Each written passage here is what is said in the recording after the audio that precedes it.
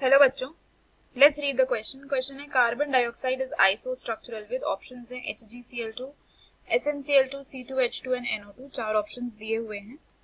तो अगर इस क्वेश्चन में हम की कॉन्सेप्ट की बात करें तो सबसे पहले तो ये समझ लेते हैं आइसोस्ट्रक्चरल का मतलब क्या होता है। आइसोस्ट्रक्चरल मतलब सेम स्ट्रक्चर।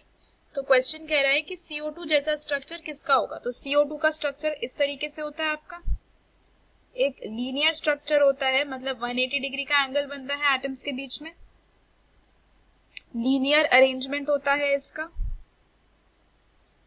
अब अगर हम बात करें बाकी स्ट्रक्चर्स की, तो HgCl2 का भी जो स्ट्रक्चर होता है ना, वो लीनियर ही होता है, क्योंकि मर्क्यूरी के पास भी 2 ही इलेक्ट्रॉन्स होते हैं बाहर, और वो इस तरीके से क्लोरीन के एक एक के साथ जुड़ के सिंगल बॉन्ड बना लेता है।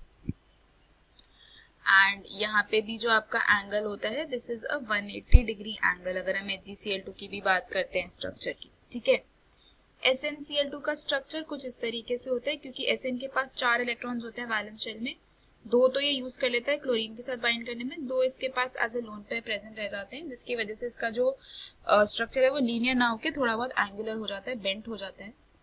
अब बात कर लेते हैं अगर हम C2H2 की, तो C2H2 कैसा हो गया, C triple bond C, H and H, again ये भी लीनियर स्ट्रक्चर है, एल्काइन है, इसमें भी जो आपका एंगल है वो 180 डिग्री का ही होगा, है ना। ये आपका इथाइन का स्ट्रक्चर है, तो ये भी एक लीनियर स्ट्रक्चर ही है ना, ये एक लीनियर स्ट्रक्चर है। CO2 का भी एक लीनियर स्ट्रक्चर है। अब बात करते हैं NO2 की, यानी कि नाइट्रोजन डाइऑक्साइड की, तो इसका भी एंगुलर टाइप का ही होता है, ये O हो गया, ये आपका O माइनस, और ये इस तरीके से प्लस होता है। NO2 का स्ट्रक्चर कुछ इस तरीके से ही होता है ना, यहाँ पे कोऑर्डिनेट बॉन्ड सा बन जाता है।